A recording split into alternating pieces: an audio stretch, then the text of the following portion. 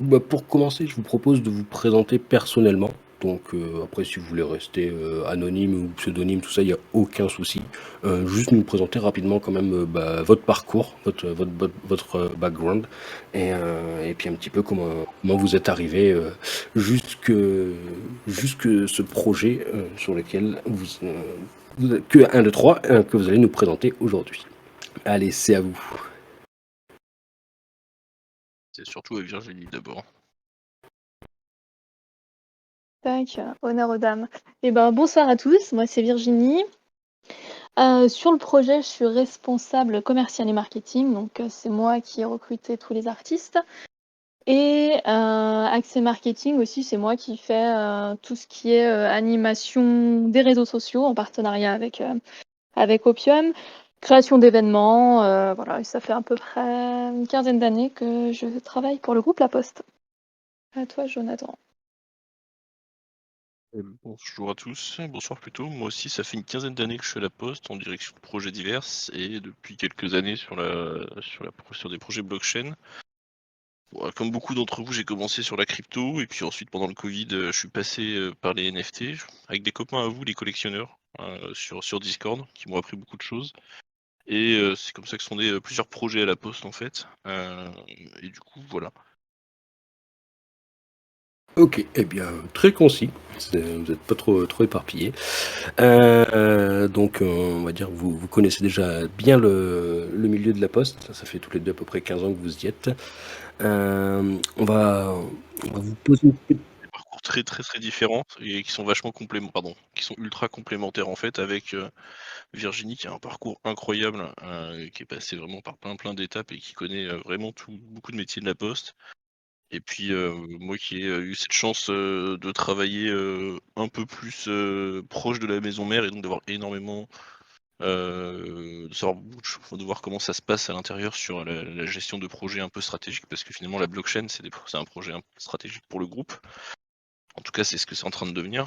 Et du coup, par nos parcours, on a pu se compléter énormément. C'est vraiment l'aboutissement de 10-12 ans de carrière à la Poste, de contacts, etc., qui font qu'aujourd'hui, on arrive à sortir ce genre de projet dans des structures complexes comme la Poste. Ok, donc du coup, je pense que vous avez navigué dans les différentes branches de la poste parce que bah, là, c'est quand même un sacré arbre, la poste. Il y a pas mal de branches diverses. Enfin, vous avez de la logistique. Je crois qu'il y a une première branche. Je sais pas si vous êtes sur la blockchain au niveau Alors, de DocaPost. alors, il y a ça, il y a Ouais. Docapos, pardon. Bah, ouais, moi, je vais juste souligner, ouais, il y a 250 000 salariés en France, dont 70 000 facteurs. Donc après, voilà, ça laisse un panel d'emploi qui est énorme en fait sur énormément de branches, aussi bien voilà, en termes de logistique, comme on connaît la poste, le facteur, que après tout ce qui est nouveaux services, tout ce qui est data, médias. Jonathan, peut-être que j'en ai oublié. On a la banque, on a tout ce qui est DPD, Oui, etc. banque dans la postale, ouais. logistique, on fait tout ce qui est via poste aussi dans la logistique lourde. Voilà, on est un peu partout. On fait de l'assurance depuis pas si longtemps que ça, depuis 1 an et demi avec l'accès à la caisse des dépôts, etc., etc. C'est un groupe ultra complet en fait, hein. Et effectivement, DocaPost et Digipost très en avance et très très actifs sur les blockchains. Ok, super. Eh bien, je vous propose une première question marmotte. Je vous laisse vous mettre d'accord entre vous pour celui ou celle qui répond. Euh, Quelle est l'odeur la plus étrange que tu aies sentie La plus étrange. Et à quel ah, moment? dans votre vie? Quelle est l'odeur la plus étrange que vous ayez sentie? Alors, vous avez le droit de raconter un petit peu dans quel contexte, Là, c'est etc., hein. chacun répond. C'est chacun répond à ses questions ou c'est un des deux Comme vous qui voulez. répond? Soit un des deux, soit les deux. C'est vous qui voyez. Vas-y, Jonathan, si t'es inspiré. Oui. Alors, vous m'entendez ou pas? Est-ce que je me suis trompé? Ouais, non. Euh, L'odeur la plus complexe que j'ai sentie, je pense que c'est vraiment l'odeur. Pardon, mais l'odeur des couches de mes petits enfants quand ils sont nés, au début. Ah, mais- Je parle, c'est vraiment l'odeur la plus bizarre, la plus. Et puis il y en a d'autres odeurs étranges, mais bien plus positives, qui, quand on les sent, t'emmènent dans d'autres mondes et vraiment ailleurs. Et ça fait pas longtemps qu'il y en a une temps en temps que je sens. Ok, Voilà. ça marche. Allez, on va continuer, on va revenir un petit peu sur le projet. Euh, on, on va imaginer que vous n'ayez pas encore de budget, etc. Il faut que vous nous présentiez votre projet en moins de 5 minutes pour nous convaincre de continuer à vous écouter et de hypothétiquement mettre de l'argent sur la table. Allez, c'est à vous. Vous avez 5 minutes. Je vais commencer, tu me compléteras, Jonathan. Ça va pour toi? Oui, oui, on Que vous t'entend. m'entendez en fait? Ah ok, bon, Jonathan nous entend plus, mais il va revenir. Alors, Virtual Street Art, donc VSA, c'est la première marketplace Web3 du groupe La Poste, qui vise à démocratiser le terme NFT. Parce qu'aujourd'hui, le monde du Web3 est un monde qui peut faire peur quand on ne le connaît pas, en fait. Et nous, on voulait vraiment simplifier et acculturer les gens au Web3. D'abord en simplifiant le wallet, parce qu'on passe par un wallet custody. On simplifie aussi la création des NFT. Donc les artistes en fait déposent juste leurs œuvres d'art en fait directement sur la plateforme et nous on s'occupe du mint et de la vente derrière. La simplification d'achat du NFT. Aujourd'hui sur la plateforme elle se fait exclusivement en euros, pas de crypto-monnaie, en tout cas pas pour l'instant. Peut-être dans un second temps. Et en quatrièmement, on voulait utiliser les assets du groupe La Poste avec de la rematérialisation des œuvres qu'on pourrait avoir en print ou en 3D ou même directement dans ton salon s'il y a une œuvre d'art qui te plaît.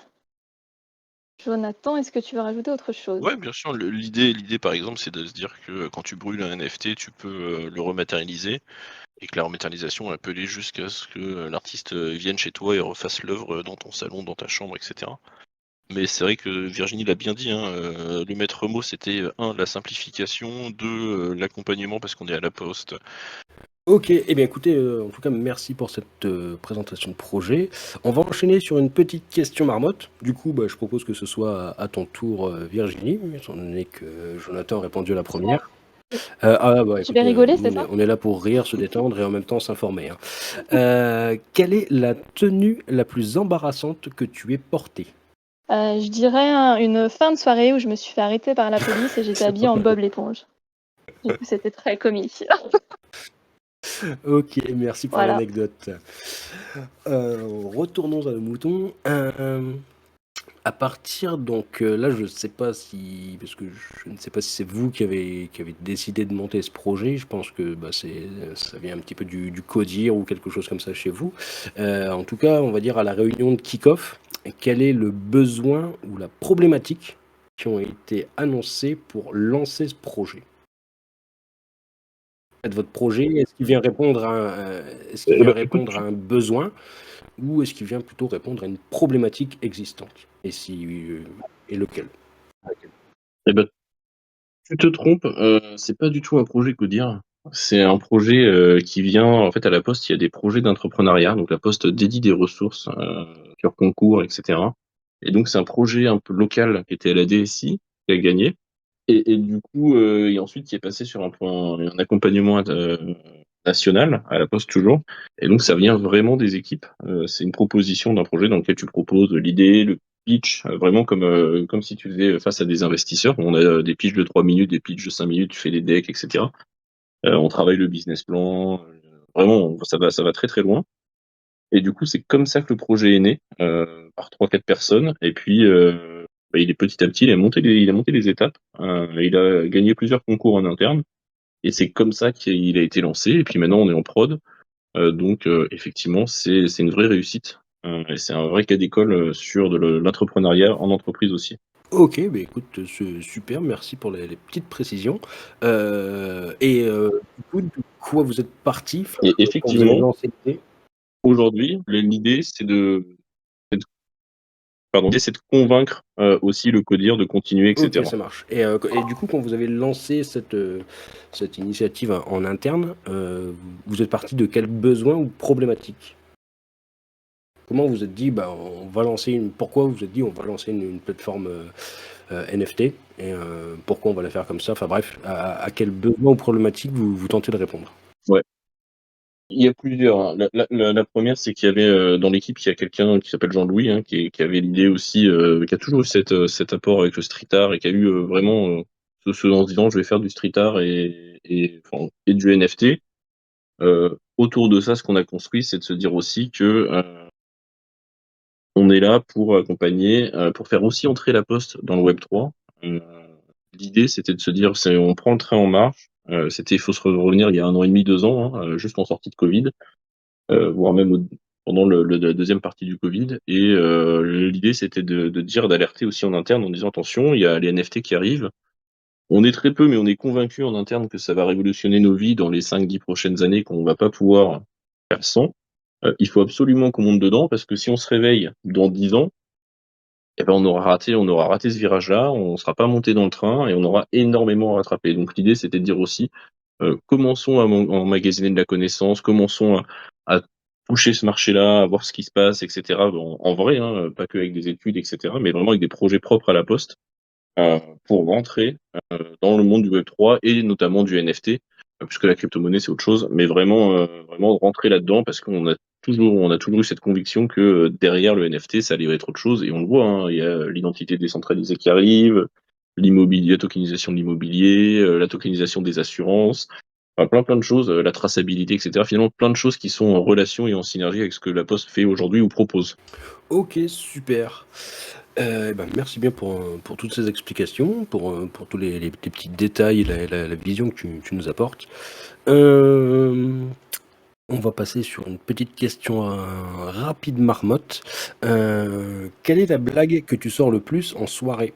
J'en ai une, c'est toc toc toc qui est là? Oui. Bah, c'est une poule qui parle en verlan. Voilà. Ah, merci. Merci d'avoir rigolé. Allez, on repart sur la quatrième thématique. Est-ce que vous pouvez nous parler de votre team et des différents partenaires que vous avez choisis pour monter ce projet? Un petit peu quelles compétences vous avez ciblées, qui s'occupe de quoi, et pourquoi vous avez choisi tel ou tel partenaire pour vous accompagner sur diverses tâches spécifiques. Alors déjà, il y a Jonathan qui est expert blockchain dans notre équipe. Il y a Jean-Louis Miegeville aussi, lui qui est plus sur la partie comptabilité, juridique, administratif. Moi-même qui gère du coup le commercial, le recrutement des artistes et la partie marketing. Et après, comme prestataire externe, on a Wagmi Studio. On a Opium qui nous aide sur la partie community. Et on a Malo qui nous a rejoint la semaine dernière, qui gère la partie graphisme. Voilà. Ouais. Alors, on travaille aussi beaucoup avec Nomadix Labs, qui est la fondation, qui fait partie de la fondation Tezos. Et puis en interne, on a plein d'autres partenaires. Bah, et on a quand même, en fait, on s'appuie sur les équipes juridiques avec vraiment, c'est des projets qui ont poussé toute une étude juridique à la Poste sur comment on intègre ces projets chez nous, que ce soit de la manière sur le législatif, sur le fiscal. Vraiment tout ça, c'est comment on vend, etc. Ça a des impacts partout, et donc on se fait accompagner aussi sur ces aspects-là, parce que bien sûr on n'est pas expert. Donc c'est la force aussi de la Poste et de faire de l'entrepreneuriat, c'est de pouvoir ensuite se reposer sur des équipes qui sont déjà là, qui ont l'habitude, et finalement c'est un projet pour eux, un projet de plus, mais au moins on a des experts juridiques qui montent en compétences, qui sont formés, donc on paye des formations pour accompagner les prochains projets Web3, par exemple. Ok, entendu. Merci bien. Ouais, c'est vrai que vous avez la chance d'avoir un gros groupe avec de multiples ressources pour vous appuyer sur cette partie transverse. Je pense qu'on va avoir le temps de vous reposer une petite question marmotte et puis ensuite on va enchaîner. Quelle est ton anecdote personnelle alcoolique dont tu as le plus honte? Parce que c'est moi l'alcoolique de l'équipe, c'est ça.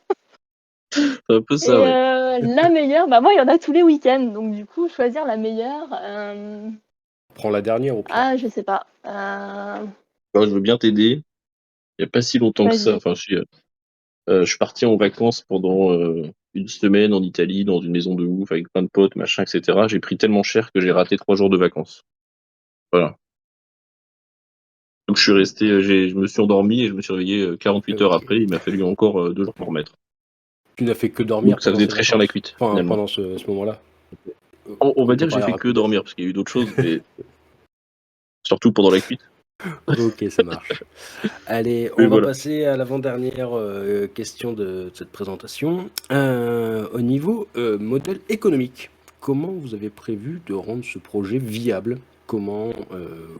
Qu'est-ce que ça va rapporter au groupe La Poste? Est-ce que après vous allez devenir une entité complètement, on va pas dire indépendante, mais une vraie branche du groupe du groupe La Poste? Parce que si j'ai bien compris, là vous êtes encore en phase un petit peu alpha. Enfin bref, quel modèle économique vous avez prévu de développer? Comment vous allez gagner des sous, etc. Faire rendre le projet viable? Je pense que Jonathan, tu vas y aller. Il y a ce qu'on aimerait faire et ce qu'on va faire. J'y vais, Serge, je m'en vais. Vas-y, vas-y. Non, techniquement, clairement, dans un premier temps, le modèle économique, il est assez simple. C'est-à-dire que nous, on met en place une plateforme. On essaye d'être vertueux. Et donc, l'idée, c'est que l'artiste dépose une œuvre à un certain prix et on lui garantit ce prix-là. Et nous, derrière, on a une taxe d'utilisation qui sont payées et les frais de mine qui sont payés par l'acheteur. Donc ça, c'est ce qu'on a en temps 1. Ce que je disais, c'est qu'on essaye d'être vertueux et que dans l'idée, c'est de baisser cette taxe le plus possible. Aujourd'hui, on est à 15%. Bien sûr, on verra. L'idée, c'est peut-être que ce sera variable dans le temps en fonction de voilà des frais, etc. Donc on a des frais fixes qu'on a et quand est-ce qu'ils sont atteints. Bon voilà. On n'a pas encore d'algorithme. En tout cas, on n'a pas décidé comment ça va fonctionner. Et puis ensuite, l'idée, c'est d'aller plus loin. Ensuite, que la plateforme ne s'arrête pas au street art et donc de la développer. Ça, c'est tout le travail de Virginie ensuite, de la développer vers d'autres formes d'art et donc aussi de devenir une référence dans le NFT et l'art, au moins en France. Ok, impeccable. Eh bien, écoutez, il est 21h27. On va passer la question marmotte et on va attaquer la dernière partie de cette présentation de projet. Quelle est votre roadmap, votre vision? Donc, on parle pas spécialement sur le très long terme, mais on va dire que vu que ça va très vite dans le milieu de la crypto et de la blockchain, tout du moins sur du court et moyen terme. Ouais, si tu veux. Donc pour la roadmap, on a prévu certaines améliorations, on va dire, sur la plateforme, surtout au niveau de l'inscription de nos artistes, qui est aujourd'hui un petit peu compliqué, mais ça va prochainement se remédier. L'ajout des options de rematérialisation, donc c'est-à-dire aussi bien sur print, 3D ou directement dans votre salon. Des options de licence. On s'est dit aussi à l'ouverture à d'autres types d'art. Hop. Déploiement de nouvelles fonctionnalités et bien entendu en fait toujours la curation des artistes et de nouveau conquérir en fait de nouveaux marchés et de nouveaux artistes qui soient présents sur notre plateforme. Que tu veux rajouter Dans quelque les chose, nouvelles Jonathan? fonctionnalités, ouais, dans les nouvelles fonctionnalités, bien sûr, ce qu'on attend, c'est que c'est ce qu'on voudrait mettre en place, c'est des choses de base, hein, comme la connexion avec ton wallet, l'enrôlement d'artistes pareil, avec un wallet et une identité décentralisée. C'est mettre en place le second marché, parce qu'aujourd'hui, on ne le met pas du tout en place, parce qu'aujourd'hui, on a pas tout, nous, la Poste, on peut pas toucher à la crypto-monnaie. Alors, on le fait pour le mint, mais ça s'arrête là, et on signe de notre sang certaines choses. Et puis ensuite, on aimerait bien aussi animer les communautés et mettre en place des DAO et des choses comme ça entre les artistes et leur fan base, etc. Donc ça, c'est aussi tout le travail que va faire Virginie prochainement. Ok, ça marche. Eh bien, écoutez, super, vous êtes dans les temps. On a tenu les 30 minutes. Alors moi, j'ai pas mal de questions qui découlent un petit peu de tout ce que vous nous avez expliqué. Euh, pour commencer, avant de bombarder les questions et que ça parte dans tous les sens, pour que ce soit assez simple à suivre, est-ce que vous pourriez nous décrire le process, donc tripartie, l'artiste, vous, l'acheteur? Est-ce que vous pouvez nous définir le process de, voilà, je suis un artiste, je viens déposer une œuvre chez vous pour en faire un NFT et la vendre. Comment ça se passe de mon côté? Qu'est-ce que vous faites du vôtre? Et comment ça se passe pour l'acheteur? Alors du coup, le plus simplement possible, tu te connectes sur la plateforme en tant qu'artiste. Oui, Donc oui, tu on l'entend. as deux connexions Virginie? possibles. Oui, oui. Ah oui, c'est bon, ouais, vous m'entendez? Je me suis arrêtée du coup. Ah, c'est bon, OK. Donc 2 connexions possibles, soit en tant qu'artiste ou soit en tant qu'acheteur. Donc en tant qu'artiste, tu vas devoir, renseigner un certain nombre d'éléments qu'on te reconnaisse en tant qu'artiste, donc avec un numéro de référence, donc un numéro de SIRET ou de sirène, et après un certain nombre d'éléments à fournir. Donc voilà, pour qu'on te reverse extrait cabis, certificat RNE, enfin voilà, des documents administratifs. Nous, ça nous permet derrière de vérifier que tu es bien un artiste référencé, parce que pour nous, c'était important que la plateforme s'ouvre vraiment qu'aux artistes. Donc ça, et dans un second temps, pour Oui, l'acheteur, c'est ce que entre tu deux, voulais je savoir pense que aussi pour vous l'acheteur, c'est ça? intervenez, parce que vous avez mentionné tout à l'heure de simplifier le mint, etc. Bah du coup, on vérifie en fait, on vérifie du coup tous les documents par le biais de notre prestataire Easines de la Banque Postale, en fait, que tous les documents sont conformes. Une fois que ces documents sont conformes, les artistes peuvent commencer à déposer leur œuvre d'art. Une fois du coup ces œuvres d'art déposées, en fait, ils sont mis directement en ligne et les acheteurs peuvent aller les consulter. Et donc du coup pour le parcours acheteur, donc de la même façon, on s'identifie en tant qu'acheteur. Si un NFT nous plaît, on l'achète donc exclusivement en euros en paiement en carte bleue. Et du coup, c'était T'arrives quoi sur la l'autre fin. question? Le processus, c'était comment ça se passe pour l'acheteur. Donc visiblement, il doit s'inscrire aussi via le deuxième partie. Ouais, c'est ça. Et c'est l'acheteur en fait qui paye du coup qui paye les frais. Enfin non, c'est VSA qui paye les frais. Enfin, c'est ça, Jonathan, tu me. Parce que Alors, je vais moi, reprendre. il est C'est donc c'est c'est l'acheteur qui paye. VSA qui paye les. Non, c'est Vas-y. l'acheteur qui paye le streaming. Non, en fait, qu'est-ce qui se passe? Pourquoi ça se passe comme ça et pourquoi on demande beaucoup d'informations? Parce qu'on est, en fait, en réalité, je vous ai dit tout à l'heure qu'on l'artiste il touchait exactement la somme définie quand il développe ses œuvres. Et du coup, nous, on est gestionnaire de compte de tiers, donc c'est aussi pour ça qu'on demande beaucoup d'informations aux artistes. C'est que quand on est gestionnaire de compte de tiers, on doit montrer patte blanche à l'AMF. Donc voilà, on est là-dessus. Ce qui fait que nous, on récupère tout l'argent. Donc l'acheteur paye en carte bleue.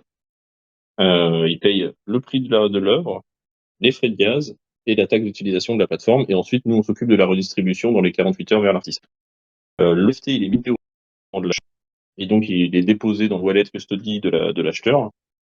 Et une fois que c'est terminé, en fait, l'acheteur, il a bien sûr toute la possibilité, s'il le souhaite, de tirer le NFT vers un qui est compatible Tezos, etc. Et le NFT, il peut toujours revenir, il pourra toujours Ok, revenir sur la super. plateforme. Quand vous mintez le NFT, vous créez un wallet par artiste ou alors vous mintez tout depuis le même wallet, un petit peu la sauce OpenSea qu'on peut connaître avec, on y va, on dépose son image et puis on mint et en fait tout est raccordé sur un seul et même smart contract. Est-ce que Sophie, t'es là? Tu peux intervenir, s'il te plaît? Bonjour, tout le monde m'entend bien? Ouais, super, merci Sophie. Hello. Donc ouais, je suis Sophie, je suis gestionnaire de projet chez Wagmi Studio et du coup en charge du projet Virtual Street Art, entre autres avec La Poste. Et donc oui, comme l'a essayé de le dire Jonathan, en fait, il y a un smart contract par collection. Donc en fait, si un artiste décide d'émettre plusieurs collections, il y aura plusieurs smart contracts pour le même artiste. Et tout ça, c'est déployé automatiquement au moment de la validation de l'artiste, enfin de la collection par Virginie, Jonathan et Jean-Louis. Et après, le NFT est minté par contre au moment de l'achat. Ok, nickel, merci pour les précisions. Merci Sophie. Alors, je vais reprendre rapidement les questions que la commune nous a posées dans le chat, même s'il y a déjà des parties qui ont été données. La première de Monsieur Anno Marmoto. Comment est déterminé le prix de vente des NFT? Alors le prix de vente des NFT est déterminé par les artistes. Parce que voilà, c'est des artistes qui font déjà du NFT ou pas. Il y en a qui sont vraiment novices. Donc moi, ce que je leur conseille, en fait, c'est clairement d'aller voir ce qui se passe ailleurs pour voir eux par rapport à leur cote, par rapport à leurs petits copains, voir ce qu'ils font. On essaye de les conseiller du mieux qu'on peut par rapport à la création de rareté, tout ça. Qu'est-ce qu'on a quand on achète leur NFT en fonction voilà, du prix qu'ils peuvent mettre. Et après, il y en a d'autres qui sont vraiment autonomes et qui font déjà du NFT sur d'autres plateformes. Et là, ils savent gérer leur prix. Ok, merci. On va passer à la question de Bizarreby, donc qui est une artiste, et donc à mon avis, il va avoir aussi plein de questions derrière. Quel document doit donner l'artiste? Donc j'ai compris que ça parlait de sirène, etc. Mais est-ce qu'il y en a plus? Et sa deuxième question, c'est comment sélectionnez-vous les œuvres proposées par les artistes et sur quels critères? Alors, pour les documents, copie de carte d'identité ou passeport, extrait CABIS, certificat RNE, justificatif de domicile et un extrait CABIS, un RIB, pardon. Donc voilà pour les documents. Et après, sur quels critères? Alors, le premier critère de base qu'on a mis en place, c'est le street art. Donc, il faut être référencé en tant que street artiste et faire des choses ayant référence en tout cas au street artiste. Après, nous, on contrôle en fait chaque œuvre d'art qui est mise en ligne. Donc voilà, tout ce qui peut être atteinte injurieuse, religieuse ou avec des connotations, bien entendu, on ne mettra pas en ligne ces œuvres d'art-là. Ouais, en fait, comme on est à la Poste, on dépend de ce que la Poste fait dans ses pratiques usuelles. Et effectivement, tout ce qui est à caractère aussi politique, alors ça c'est compliqué parce que l'art souvent et la politique ça peut se rejoindre, mais tout ce qui est sur la propagande, des choses comme ça, c'est compliqué. Voilà, le nu, voilà, il y a des choses qui sont pas simples à la Poste, en tout cas à accepter et à mettre en place tout de suite. Ok, ça marche. Question de Yann Toubi. Y a-t-il un KYC pour les acheteurs? Alors, il n'y a pas de KYC pour les acheteurs, dans la mesure où aujourd'hui ils payent en carte bleue et que c'est largement suffisant euh, en termes légal, en tout cas sur les problématiques qu'on pourrait avoir, de savoir si on a un jour besoin de savoir qui a acheté, etc. On aura toujours cette partie-là Ok, remontée. impeccable. Moi, j'ai une petite question qui va découler un petit peu de tout ça. Alors, on voit que vous récupérez quand même énormément de données. Et de sources sûres, c'est quand même une belle ligne de revenus chez la Poste, la revente de données personnelles. Alors, ils sont très réactifs aussi quand on leur demande d'arrêter la distribution de données personnelles, etc. Dans quelle mesure vendez-vous? Est-ce que vous allez exploiter ces données personnelles ou non? Du tout. En fait, on n'exploite aucune donnée personnelle, si ce n'est les 2-3 cookies pour te reconnaître, etc. Quand tu reviens sur le site, mais sous acceptation, t'es pas obligé. Mais par exemple, pour les artistes, toutes les données, nous, on les valide. Une fois qu'elles sont validées, elles partent complètement de notre SI, notre back-office, on les voit plus. Elles partent chez Easiness, qui fait partie de la banque postale, qui les traite et qui les stocke de façon sécurisée, comme ils traitent toutes les informations bancaires. Euh, mais on n'y a plus accès et on les utilise pas. Et pour les acheteurs, c'est pareil. On récupère aucune donnée, en tout cas on n'exploite aucune donnée derrière. La seule qu'on pourrait exploiter vraiment aujourd'hui qu'on a mis en place dans le site, c'est si tu acceptes de récupérer la newsletter de VSA et ses partenaires. Bon, voilà, c'est vraiment la seule qu'on exploite. Et encore, c'est que pour nous et on la vend pas quand on parle de nos partenaires. En réalité, on parle essentiellement des autres projets blockchain ou des choses comme ça de la Poste parce qu'il y a une espèce de synergie.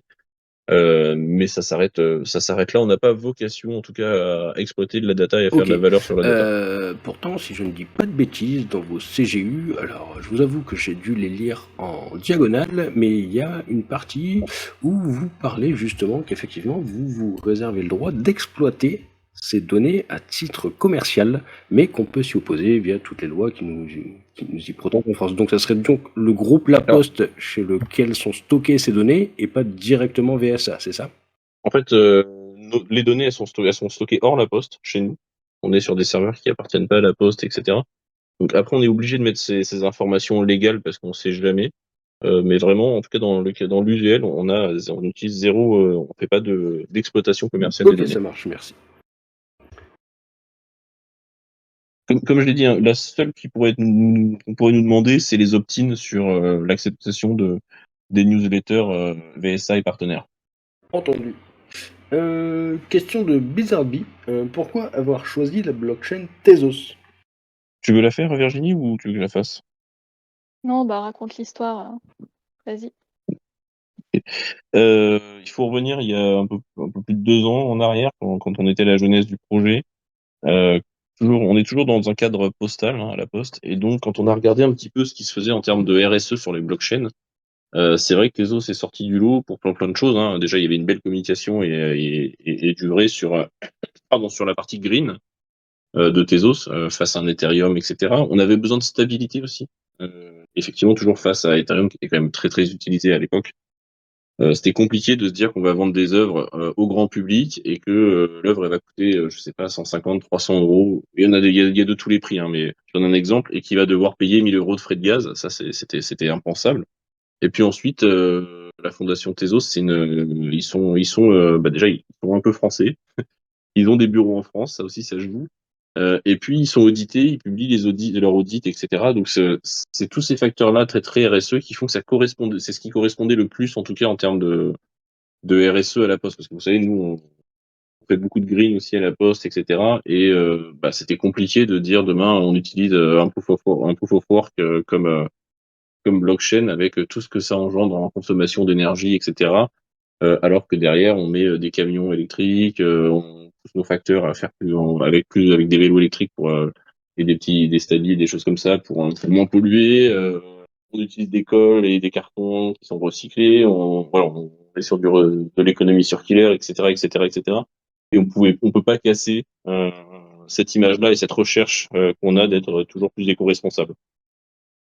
Ok, merci. Est-ce que, pour en revenir à la blockchain Tezos, est-ce que, avec l'évolution, avec la prise de recul, est-ce que vous n'avez pas peur que le marché des NFT sur Tezos soit un peu fermé? Alors, je pense pas. Je pense que il est un peu fermé partout en ce moment. Par contre, ce qu'on voit, c'est que les NFT, etc., quand on parle, ils vont aussi, l'adoption du Web3, etc. Et alors, bien sûr, elle vient de la masse, elle vient de nous, hein, du peuple, etc. Mais si on veut que ça se démocratise, on voit bien que il faut que les grosses entreprises y aillent aussi. Et c'est ce qui est en train de se passer. Et quand on regarde les grosses entreprises, en tout cas en France, en Europe, qui bossent avec des blockchains, c'est vrai que les autres sortent du lot aussi. On a eu PMU, il y a Michelin, maintenant il y a La Poste, il y a Exaion, etc. Il y a EDF. Enfin, il y a quand même beaucoup de grosses entreprises qui bossent, qui travaillent avec Tezos. Du coup, effectivement, on est un peu dans un bear market en ce moment. C'est un peu compliqué. Néanmoins, on voit bien que c'est les gros projets qui démocratisent la blockchain en France, en tout cas, hein, j'entends. Ils sont beaucoup sur Tezos quand ils viennent de grosses entreprises comme la nôtre. Ça marche. Donc, ouais, on va dire que Tezos, c'est un petit peu la voix des institutionnels et donc vous croyez encore en son développement futur. C'est exactement ça. Et puis ils ont des belles choses qui arrivent aussi en plus. Alors, il y a Yann Toubi qui demande si le wallet est custodial, propre à votre plateforme, ou si on peut lier son propre wallet. Même si je pense que vous y avez déjà répondu tout à l'heure, je pense que c'est pas mal de remettre un petit rappel de comment ça fonctionne chez vous. On est en wallet custody. Pour l'instant, tu peux pas emmener ton propre wallet. C'est une évol qu'on veut mettre en place plus tard, quand on ouvrira surtout le second marché et qu'on pourra accepter de la crypto-monnaie. Parce qu'aujourd'hui, notre problématique principale, c'est que on n'a pas le droit de proposer un wallet avec de la crypto-monnaie. La législation est pas encore claire là-dessus. On attend tous Mika, etc. aussi. Que ce soit ratifié, hein, parce que Mika est déjà là, mais que ce soit ratifié France. Encore une fois, on est la Poste, avec tout ce que ça veut dire, c'est-à-dire qu'on ne peut pas se permettre d'être dans du gris, où on est obligé d'être du côté blanc de la ligne, et donc on est obligé de faire des choix, parfois, qui sont contre ce qui se fait usuellement dans le monde, dans l'écosystème du Web3, on le sait, hein, mais on est obligé, et c'est aussi une force finalement d'être toujours de ce côté blanc de la ligne et d'avoir c'est ce qui fait qu'on a confiance en la Poste et qu'on a confiance dans les projets qui sont poussés par la Poste. Je pense que Virginie, elle pourra vous donner plein d'exemples de ce que ça veut dire la confiance en la Poste. Ouais, moi, du coup, si je peux rebondir, la confiance de la Poste, moi, au début, quand je suis allée démarcher des street artistes, ils étaient très méfiants. Je leur disais pas forcément au départ que j'étais de la Poste parce que voilà, C'était vraiment au départ des interviews, on savait pas sur quel modèle on allait se lancer et tout ça. Et les artistes étaient très méfiants, ils disaient qu'ils étaient contactés par plein de personnes pour s'accaparer un peu leur art. On savait pas si c'était blanc, noir, si c'était des scams ou pas, s'il y avait vraiment des vraies personnes derrière. Et après, quand on est revenu vers eux et je leur ai dit qu'on était la Poste, et ben là, ça a tout changé en fait. Vraiment la confiance de la Poste, voilà, on était là sous Louis XIV et on sera là encore dans bien bien longtemps. Ok, ça marche.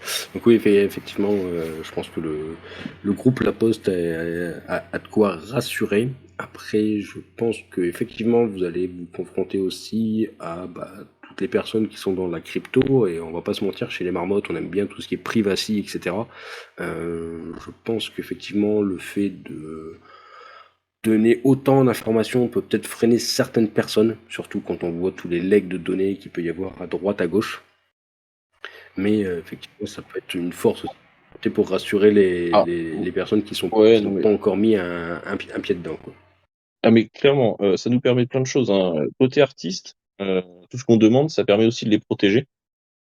Parce que du coup, ça, nous, on vérifie vraiment que l'artiste est vraiment la personne qui dit, est une personne morale, etc. Et que c'est pas n'importe qui essaye de se faire de l'argent en utilisant ses œuvres. Donc ça, c'est plutôt bien accepté côté artiste. Effectivement, ça nous ferme certains artistes. En plus, on parle de street art. Par exemple, un Banksy, il viendra jamais tant qu'on n'est pas sur l'identité décentralisée, par exemple. Clairement. Côté acheteur, à part un login mot de passe, honnêtement, on n'a pas grand chose. Tu peux mettre une photo de profil, ok. Tu peux mettre une petite description. Tu... Et puis c'est à peu près tout. Tu mets ton numéro de carte bleue, mais encore une fois, c'est pas nous qui l'avons, c'est la banque postale, avec tout ce que ça implique. Et donc c'est à peu près tout en fait. Après, je comprends, hein. L'idée aussi, c'est de parler au grand public et de casser un peu cette image un peu sulfureuse du Web3 qu'on peut avoir. Et donc, on est obligé de Ah faire des mais choix. ça s'entend tout à fait. En même temps, on peut pas être sur tous les fronts. On peut pas, quand on lance un business, on peut pas satisfaire tout le monde dès le départ, en tout cas. Et je me permets juste une dernière force, parce que je vois ce qui est Non, écrit mais lui, il a eu par des un de nos sketchs par la marmotos. poste. Je crois que vous T'as allez pas pouvoir raison, le vacciner. On peut se dire que la Poste, ouais, effectivement, on n'est pas attendu là-dedans, et qu'est-ce qu'on fout là, etc. Néanmoins, sur ce genre de projet, avoir la Poste derrière, c'est quand même une force, parce que effectivement, il y a une équipe, mais c'est une offre. Enfin, faut bien l'imaginer que ça devient une offre du groupe La Poste. Ce qui veut dire que le projet repose pas que sur l'équipe. C'est-à-dire que demain, Virginie, moi, on s'en va pour X raisons. Le projet, il continue, etc., etc. Ce qui est assez différent de ce qu'on peut voir dans le Web3, où les projets, des fois, ils dépendent de 2-3 personnes, d'un board, et quand le board disparaît, je dis juste disparaît, hein, le projet s'écroule complètement. Et voilà, donc nous, on a ces garanties-là, et puis on apporte aussi la garantie que jamais on partira avec la caisse ou des choses comme ça, finalement, aussi, parce qu'on est Ok, et complètement doxed, justement, en en fait, hein. parlant de garantie, est-ce que vous avez un système d'assurance si demain, je sais pas, votre front-end se fait gentiment hacker? Il y a diverses attaques, hein, je ne vais pas rentrer dans tous les détails dans tous les détails de types d'attaques qu'on peut réaliser, et que il y a des utilisateurs qui sont déjà enregistrés chez vous, etc., qui tombent sur une arnaque, qui cliquent sur un faux lien frauduleux, etc. Est-ce que vous avez souscrit des assurances pour pouvoir dédommager, le cas échéant, les personnes? Non, Ok, non mais clairement non. pas de souci, hein. C'est pas une tare. Non, non, non, non. Non, non, non, mais non, non, on l'a pas fait, et comme partout, hein, si tu cliques sur le mauvais lien, c'est que c'est pas notre faute. Non, mais c'est une très bonne question, une très bonne réflexion à Et ouais, avoir, je Non, pense. parce que il va oui, falloir effectivement, il y a de plus en on la plus regarde, ouais. de systèmes d'assurance, hein, qui se mettent en place pour les DEX, etc. Enfin, après, c'est comme n'importe quelle assurance, hein, il faut regarder un petit peu tous les détails qu'ils peuvent couvrir, etc. Mais à partir du moment où vous avez une attaque informatique, ça va pas être spécialement de votre faute, mais si ça impacte vos utilisateurs, je pense que ça peut les rassurer de se dire, bah ouais, même si du coup demain il arrive un pépin sur sur ce truc-là, parce que moi il y a beaucoup de personnes que je connais qui sont dans la crypto, qui ont de la crypto sur des exchanges, et ils en sortent jamais. On dit, bah, pourquoi tu mets jamais un pied dans la défi? Pop, pop, pop, il y a des hacks partout, etc. Enfin bref, tout ce danger, ça leur fait peur. Donc moi je pense qu'effectivement, en vous présentant sur un truc légit, avec carte bleue, groupe La Poste derrière, tout ça, ça peut rassurer. mais dire, bah voilà, nous on a une assurance, si demain on vient se faire hacker, sans rentrer dans les détails, etc., ça vous les voyez avec vos assurances, on est capable de vous couvrir si jamais vous avez des dommages qui sont causés à cause de notre site, qui s'est fait attaquer, etc. Je pense que ça peut rassurer aussi pas mal de monde. Mais effectivement, après, je pense que ça a aussi un coût, et à voir si ça rentre dans les plans, etc. Mais je pense que ça peut être quelque chose, effectivement, qui peut rassurer la masse. Alors, clairement, on les a pas pour l'instant. On va regarder. Par contre, on a des plans d'assurance sécurité qui sont assez lourds avec la Poste, avec nos prestataires, qui elle pourra vous le dire. Sur la partie paiement, bah, on a tout ce qui dépend de la banque postale, hein, puisqu'on utilise leur service, et donc c'est leur partie aussi. Donc si c'est ce qu'il y a, c'est de leur côté. Voilà, on est plutôt, on a la force du grand groupe derrière, et puis derrière, on a aussi tout ce qui est DBO, RGPD, etc., avec qu'on peut appeler à tout moment. Et puis on a aussi, j'ai oublié le nom, excusez-moi, une équipe de personnes à la Poste, hein, bien sûr, qui s'occupe de tous les conflits qu'il pourrait y avoir. Un médiateur, voilà, pardon. Il y a un médiateur, il y a des médiateurs qui Tout sont à fait. dédiés. Je crois qu'ils sont marqués dans les CGV, les CGU, si je dis pas de bêtises, que n'importe qui peut activer s'ils se font lésés par la Poste. Et dans ce cas-là, la procédure, c'est que, bah, effectivement, le médiateur est alerté, il revient vers nous, il nous demande de faire une étude sur le cas particulier, etc. Et puis, s'il y a des demandes de dommages et intérêts, effectivement, c'est regardé par le médiateur, etc. Alors, je dis pas que c'est toujours, je dis pas que le médiateur dit oui, hein. Je dis juste que il est vigilant d'une enquête qui est faite chez nous, et ça peut être Oui, par tout des à fait, je externes, confirme que c'est bien etc. marqué Ça dans peut la aller assez loin. CGU et vous traitez ça dans les 30 jours, si je ne dis pas de bêtises. Mais on n'a pas d'assurance. Gilles, alors on va attaquer les dernières petites Voilà. questions. Je regarde rapidement si on n'a pas d'autres dans le chat. Alors, moi j'ai remarqué un petit point. Donc heureusement, c'est que on a fait ces petits amas parce que je crois que c'est Sophie qui s'occupe de la partie j'ai oublié le nom du site enfin de l'agence qui s'occupe de votre site, Wagmi. Voilà, Wagmi Studio. Wagmi Alors Studio. peut-être que ça a été corrigé depuis tout à l'heure. Je vais vérifier au passage pour pas dire de bêtises. Mais quand on clique sur qui sommes-nous, on a un joli petit carré blanc. Ah, on va regarder. Yann Toubi qui me repose une question, mais ça, ouais, effectivement, ça a été répondu. Donc, le paiement est en CB. L'artiste est payé sous quelle forme? Donc, il est payé en euros aussi, l'artiste. Et le marché secondaire est bien en XTZ. Donc,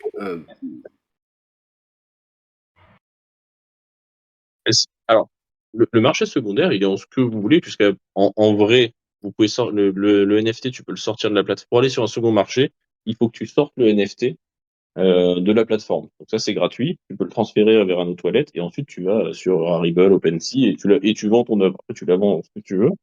L'artiste, quand il s'inscrit, il rajoute son propre wallet, et c'est là-dessus que les royalties sont déposées au second marché. Ce qui fait que nous, Virtual Street Art en tant que La Poste derrière, on n'a jamais, on n'est jamais, on n'a jamais de crypto-monnaie qui transite chez nous. les thèses, ouais, passent pas entre vos mains. Ils vont directement sur Voilà. le wallet de l'artiste. Ok. Mais du coup, pour reprendre, le wallet de l'artiste, il est bien custodial aussi. Le wallet de l'artiste, alors en fait, il y a le wallet de l'artiste sur le premier marché, d'accord. Mais quand il dépose ses œuvres, on lui demande de rajouter un wallet qui lui appartient, et c'est sur ce wallet-là que les thèses sont envoyées. Oh, ok, ça marche. L'idée, c'est vraiment que nous, on n'ait jamais de crypto-monnaie chez nous, parce qu'aujourd'hui, vraiment, c'est un peu compliqué à la Poste, sur les normes comptables, juridiques, fiscales, etc., de dire on a de la crypto-monnaie.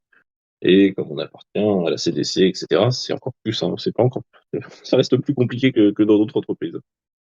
Non, mais je veux bien croire. Je connais un petit peu les méandres des réunions à répétition pour faire passer des petits détails. Donc oui, j'imagine bien que sur un sujet aussi touchy, ça doit pas être super simple à faire avancer en interne. Bah, c'est ça, exactement. Et donc nos projets sont porteurs vraiment de cette révolution à la Poste, hein. Les Virtual Street Art, c'est ça en fait à l'intérieur de la Poste. Juste parler d'OpenSea. De mémoire, ça fait un petit bout de temps que j'ai pas été dessus, mais ils prennent pas le réseau de Tezos en charge.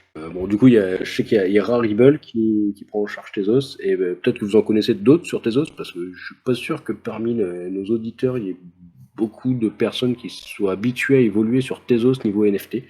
Et je pense que, comme beaucoup de collectionneurs, parce que oui, c'est vrai que c'est une question que je ne vous ai pas posée, même si en ayant étudié un petit peu la question, déjà la réponse.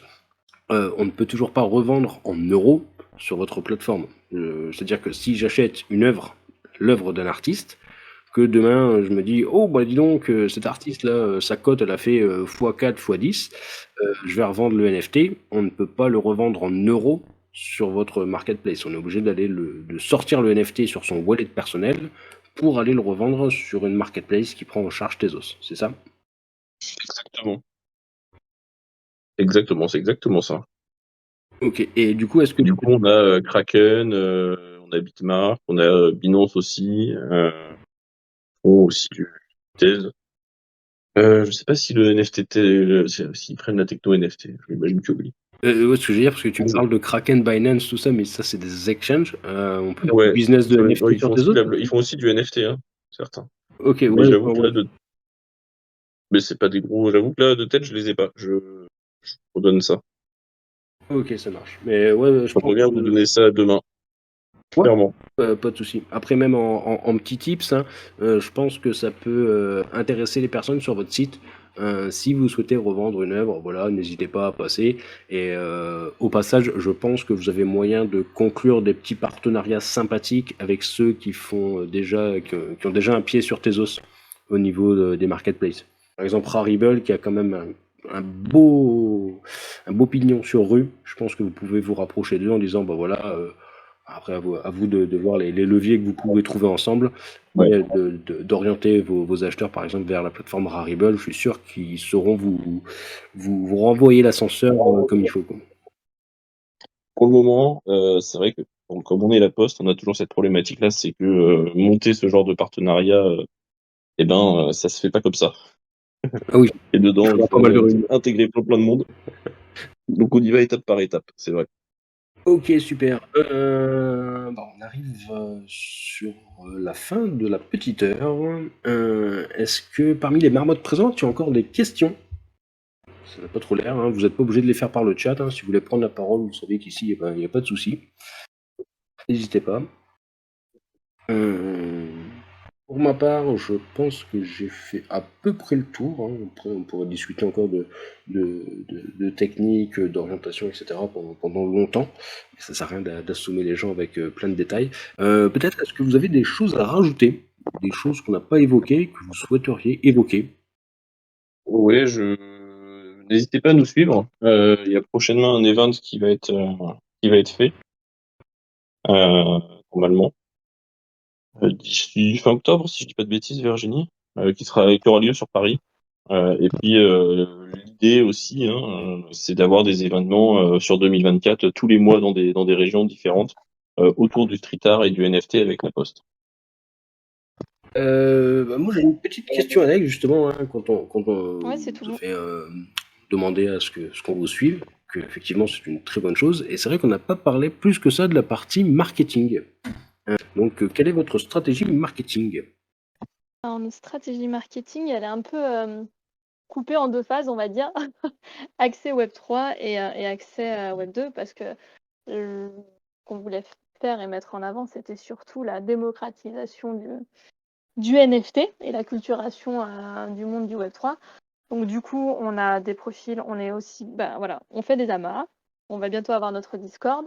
On a un profil LinkedIn, Instagram, Twitter. Donc on essaye de toucher vraiment un large panel de personnes pour faire adhérer. Et après, bien entendu, voilà, on va mettre en place des NFT qui donneront des droits à des accès à des vernissages pour certains de nos artistes. On va faire un partenariat aussi avec un tour dans toute la France. Chaque mois, on va aller dans une région différente où les personnes qui auront des NFT pourront être présentes à ces événements-là. On va organiser là le gros événement que disait Jonathan à la NFT Factory, où là, une œuvre d'art d'une 30aine de mètres carrés qui sera faite par une 50aine d'artistes. Donc voilà, cette œuvre d'art-là aussi sera découpée et donnera des droits pour l'année 2024. Voilà. En fait, ce qu'on essaye, c'est vraiment d'acculturer un maximum de personnes, de leur expliquer en fait que ça fait pas peur, que c'est pas des méchants qu'il y a derrière, dans un premier temps, et dans un second temps, voilà, monter des projets, des partenariats avec des projets Web3. Ok, impeccable. Dernière petite question, parce que je sais que chez nous, on a quand même pas mal de ressources. Donc, je parle de ressources, j'ai plus envie de dire de talents divers. Est-ce que vous recherchez encore, est-ce que vous recrutez encore du monde? Et si oui, à quel poste? Et qu'est-ce que vous recherchez comme type de compétences? Alors moi, pour ma partie, si je prends la main, nous, on est toujours adeptes de nouvelles recrues et de conseils, en fait. Clairement, on est ouvert à tout type de propositions, hein. Jonathan, je sais pas toi si après là, ce qu'on a à mettre le plus en avant, je pense que ça serait voilà, animation des communautés, peut-être voilà, plan marketing axé très très Web3, en animant justement peut-être des amas. Après, côté technique, on est plutôt bien encadré. Côté juridique aussi, parce qu'on est vraiment suivi par le groupe La Poste. Je sais pas, est-ce que tu as des choses à rajouter, Jonathan? Ouais, en fait, bon, ça c'est au niveau du projet, au niveau du groupe La Poste. Il y a 2-3 projets qui sortent en fin d'année, qui vont clairement, selon le succès, et VSA en fait partie, faire bouger les lignes et permettre des ouvertures de postes sur 2024. Mais rien n'est défini, tout dépend du succès des projets qui arrivent là, depuis le lancement de Virtual Street Art et la fin de l'année. Clairement aujourd'hui, les choix qui ont été faits, hein, c'était surtout de faire du développement à l'externe. On en est très content d'ailleurs, et il n'y a pas de raison que tout s'arrête. Mais effectivement, il y a toute une partie du Web3 qui n'existe pas et qui potentiellement petit à petit vont arriver à La Poste aussi. Donc à surveiller courant 2024, mais là dans l'immédiat au niveau groupe, c'est vrai que tous les regards sont tournés sur VSA et les 2-3 projets qui arrivent, et les décisions se prendront après. Ok, ça marche. Donc, on va dire que là, vous êtes plus en recherche de consultants, plutôt community manager, si j'ai bien compris de ce que Virginie m'a expliqué au début. Ok. Au niveau de VSA, c'est exactement ça, ouais. Donc voilà, cher Marmoto, si vous avez des compétences en consulting avec une bonne expérience Web3, ou que vous êtes à l'aise sur les réseaux sociaux pour communiquer. D'ailleurs, en parlant de communication, vous allez rester dans le domaine francophone, dans La Poste, ou vous allez vous comptez après vous étendre un petit peu au domaine international? Alors, on va s'étendre parce que déjà, on a des artistes en fait qui sont pas que basés en France, donc on va s'étendre. Donc ouais, si jamais vous avez des choses à rajouter, n'hésitez pas. Je pense que aussi, ouais, effectivement, vous m'aviez parlé, donc si vous organisez un giveaway au travers de tous les amas que vous faites. Donc, si je ne dis pas de bêtises, n'importe qui peut y participer. C'est ça? C'est ça. Je vais mettre le lien dans la converse. Il faut nous suivre sur Twitter et Insta et répondre à un petit formulaire, et il y a un tirage au sort qui sera fait le 30 septembre, donc pour gagner un NFT d'une valeur de 1 300 € et qui est relié à une œuvre d'art physique. Donc on vous en... Comment a été évalué ce NFT à 1 300 €? C'est la cote de l'artiste, en fait, c'est vraiment une œuvre d'artiste et c'est le prix à laquelle elle le vend habituellement. D'accord, donc en fait, grosso modo, La Poste lui a payé 1 300 € pour l'offrir derrière, c'est C'est ça? ça. Ok, ça marche, pas de souci. Ben, merci bien pour toutes ces précisions, votre transparence. Et puis ben, un grand merci aussi pour les satoshis que vous avez versés dans les tirelires des marmottes. Je pense que ça leur fera bien plaisir. Et puis bah, je vous souhaite une bonne soirée. Virginie, je te souhaite de continuer à passer de bons week-ends bien arrosés. Faut pas dire ça, mais merci quand même. Merci à vous. Et voilà. Merci pour les blagues dans le chat. Ouais, merci. C'est C'est un plaisir. cool d'intervenir ici. Bien, ravi que ça vous ait plu. Et puis, n'hésitez pas, hein, si vous avez des nouveautés, des exclus, etc., à passer faire juste limite nous poster un petit message. Et puis, on se fera un plaisir de le relayer. Eh ben, c'est bien noté. Merci à Parfait. toi. Mais de rien. Ou même si vous avez des artistes hein, qui souhaitent un petit peu se présenter, etc., on est ouvert à tout le monde, pas spécialement qu'au projet. Donc, la porte leur est ouverte aussi. Eh ben, parfait, on poussera le Super. message. Ouais, on fera passer le message, ouais. Je pense que ça pourrait en intéresser certains en plus. Ça marche. Et puis surtout, s'ils ont envie de dessiner des marmottes, là, on les accueille à double bras ouverts. Ouais, on pourrait faire en live. Ouais, non, mais... Ah, ça y est, vous l'avez lancé. Ah ouais. Je vois bien quelque chose d'un peu créatif, avec plusieurs marmottes. Franchement, on pourrait faire quelque chose. Ouais. Et attendez le Ah, week-end. écoute, là, vous n'hésitez pas à me pinguer en DM, moi on peut discuter de tout ce que vous voulez autour des marmottes. Hein. Non, Ah, mais c'est ouais, bien pas de noté. soucis, on en reparle. Ça marche, avec plaisir. En tout cas, merci pour tout. Je vous souhaite à tous et à toutes une excellente soirée. Merci de votre présence. Et je vous dis à bientôt. Ciao, ciao! Merci, au revoir. Salut, bonne soirée.